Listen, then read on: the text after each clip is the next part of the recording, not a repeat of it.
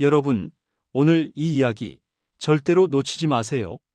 지금 이 순간에도 우리 몸속에 숨어들어 생명을 위협하는 침묵의 살인자가 있습니다. 아무런 통증도 이상 증상도 없이 평범한 일상을 보내던 50대 여성이 있었습니다. 그녀는 자신이 죽음의 그림자에 서 있다는 사실조차 전혀 알지 못했습니다. 그저 평소처럼 정기 검진을 받았을 뿐인데 청천벽력 같은 진단이 내려졌습니다. 사기 난소암입니다. 이미 암세포가 온몸에 퍼져 손 쓸 수 없는 지경이었다는 사실. 과연 그녀에게 무슨 일이 벌어졌던 걸까요? 그리고 우리는 어떻게 이 무서운 침묵의 암으로부터 우리 자신을 지킬 수 있을까요? 지금부터 그 충격적인 진실을 공개합니다. 오늘은 우리 모두가 반드시 알아야 할 중요한 건강 정보, 특히 여성분들에게 치명적일 수 있는 난소암에 대해 이야기하려 합니다. 앞서 말씀드린 충격적인 사연의 주인공은 바로 미국에 사는 51세 루이스 알테즈 이시도리 씨입니다. 그녀는 지난해 10월 평소처럼 산부인과 정기 검진을 받으러 갔습니다. 아무런 증상도 없었기에 그저 가벼운 마음으로 병원을 찾았을 겁니다. 하지만 검진 중 난소에서 평소보다 훨씬 큰 낭종이 발견되었고 의료진은 정밀 검사를 권했습니다. 두 번의 검사 결과는 모두 음성이었습니다. 암이 아니라는 결과에 루이스 씨는 안도했을지도 모릅니다. 하지만 담당 의사는 낭종의 형태가 비정상적이라며 수술을 통해 제거할 것을 강력히 권유했습니다.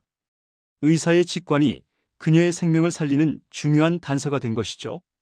그리고 수술대에 오른 루이스 씨에게는 상상조차 할 수 없는 현실이 드러났습니다. 수술 도중 의사들은 경악을 금치 못했습니다. 루이스 씨의 복강 전체가 암세포로 뒤덮여 있었던 것입니다. 이미 암이 간, 대장, 복막, 심지어 흉부까지 전이된 상태였습니다. 진단명은 사기비 난소암. 아무런 증상도 없었던 그녀의 몸속에서 암은 이미 조용히 그리고 맹렬하게 자신의 영역을 넓히고 있었던 것입니다. 이 얼마나 무서운 현실입니까? 루이스 씨는 절망에 빠지지 않았습니다. 그녀는 뉴욕의 메모리얼 슬론 캐터링 암센터에서 대규모 절제 수술을 받았습니다. 비장, 충수, 담낭, 자궁, 난소, 난관, 복막을 제거하는 대수술이었습니다. 주치의인 데니스치 박사는 간과 대장의 일부를 보존하여 그녀가 생명을 유지할 수 있도록 최선을 다했습니다. 그리고 복부 하단에는 장루, 즉 대변 배출용 인공 개구부를 부착해야 했습니다. 이 모든 과정은 그녀에게 엄청난 신체적, 정신적 고통을 안겨주었습니다. 수술 후 18일간의 회복 기간은 지옥 같았을 겁니다. 이어진 항암 치료는 더욱 힘겨운 싸움의 연속이었습니다. 하지만 루이스 씨는 포기하지 않았습니다. 그녀는 항암은 정신전쟁이었다. 하지만 나는 절대 환자처럼 살지 않으려 했다고 말했습니다. 실제로 그녀는 치료 기간 내내 힐과 드레스를 입고 병원을 찾았다고 합니다. 암에 맞서 싸우는 그녀의 강한 의지가 느껴지는 대목입니다. 그리고 기적처럼 루이스 씨는 암과의 싸움에서 승리했습니다.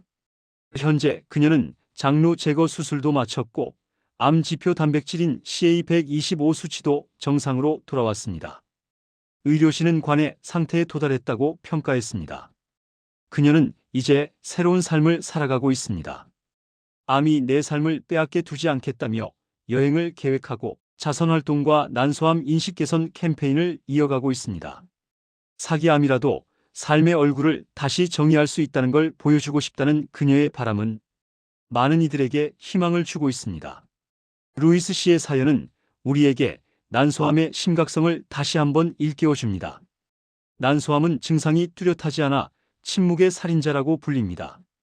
조기 발견이 매우 어렵고 발견 시에는 이미 3기 이상으로 진행된 경우가 많습니다. 복부 팽만감, 식후 더부룩함, 잦은 소변 원인 불명의 체중 증가 또는 복부 통증 등이 지속된다면 반드시 검사를 받아야 합니다. 초기 발견 시 5년 생존율은 90% 이상이지만 사기로 진행되면 30% 이하로 급격히 떨어지기 때문에 조기 진단이 무엇보다 중요합니다. 난소는 자궁 양쪽에 위치한 타원형의 기관으로 여성 호르몬을 분비하고 배란을 담당합니다. 난소암은 이 작은 장기에서 시작해 복강 내 장기들로 빠르게 퍼지기 때문에 조기 진단이 어렵습니다. 앞서 말씀드린 것처럼 발견 시점에는 이미 3기 이상인 경우가 70% 이상을 차지합니다. 연세대 세브란스 건강정보에 따르면 국내 난소암은 연간 약 3,000건 정도 발생하여 발병률이 비교적 낮은 편입니다. 하지만 부인암 중에서 사망률 1위인 치명적인 암으로 최근 난소암의 발병률은 연간 약 1.8%씩 지속적으로 증가하는 추세입니다.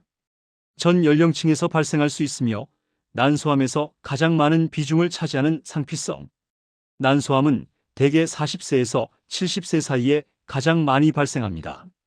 특히 폐경기 이후 여성에게 더 많이 나타나는 특징이 있습니다. 난소암의 종류는 크게 세 가지로 나눌 수 있습니다. 첫째, 난소 표면 세포에서 발생하는 상피성 난소암이 전체 환자의 약 90%를 차지합니다. 이 종류의 난소암은 주로 폐경기 이후 여성에게 많습니다. 둘째, 생식세포에서 발생하는 생식세포 종양이 있습니다. 그리고 셋째, 호르몬 분비세포에서 생기는 성삭기질 종양이 있습니다. 두 번째와 세 번째 종류는 비교적 젊은 연령대에서도 발생할 수 있습니다. 난소암의 발병 원인은 아직 명확하게 규명되지 않았습니다. 하지만 여러 연구를 통해 배란의 반복으로 인한 세포 손상과 염증이 주요 원인으로 지목되고 있습니다. 배란이 잦을수록 난소 표피가 손상되고 재생되는 과정이 반복되면서 암 발생 위험이 높아진다는 것입니다. 이 때문에 첫 출산이 늦거나 임신과 수유 경험이 없는 여성, 그리고 배란 억제 없이 장기간 생리를 지속한 여성에게서 난소암 발생 위험이 더 높게 나타납니다.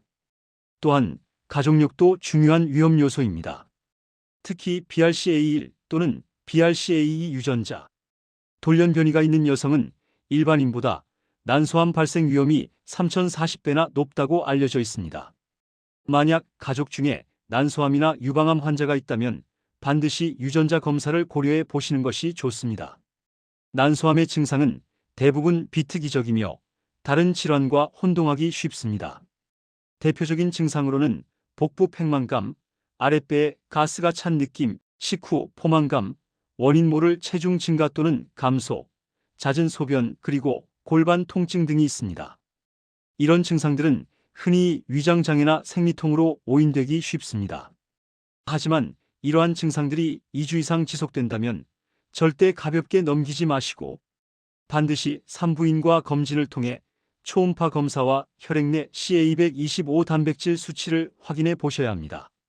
CA225는 난소암 환자에서 상승할 수 있는 혈중 지표이지만 생리 중이거나 자궁내막증 같은 다른 질환에서도 높게 나올 수 있기 때문에 이 수치만으로 난소암을 확진하기는 어렵습니다. 따라서 의사의 정확한 진단과 추가 검사가 필수적입니다. 정기적인 건강검진은 난소암을 조기에 발견할 수 있는 가장 중요한 방법입니다. 특히 40대 이상 여성분들은 1년에 한 번 이상 정기적인 부인과 검진을 받는 것이 좋습니다. 증상이 없더라도 반드시 검진을 통해 자신의 건강 상태를 확인해야 합니다. 우리의 건강은 우리가 스스로 지켜야 합니다. 사랑하는 여러분, 오늘 난소암에 대한 중요한 정보를 함께 나누었습니다. 루이스 씨의 사연에서 보셨듯이 난소암은 아무런 증상 없이 찾아와 우리 생명을 위협할 수 있는 무서운 질병입니다. 하지만 절망만 할 필요는 없습니다. 조기 발견과 적극적인 치료로 충분히 극복할 수 있습니다. 가장 중요한 것은 정기적인 검진과 내 몸의 작은 변화에도 귀 기울이는 것입니다. 부디 이 영상을 통해 얻은 정보가 여러분의 건강한 삶에 큰 도움이 되기를 바랍니다. 건강하고 행복한 삶을 위한 채널, 행복천사 채널 구독과 좋아요 꼭 눌러주세요. 다음에도 유익한 정보로 찾아뵙겠습니다. 감사합니다.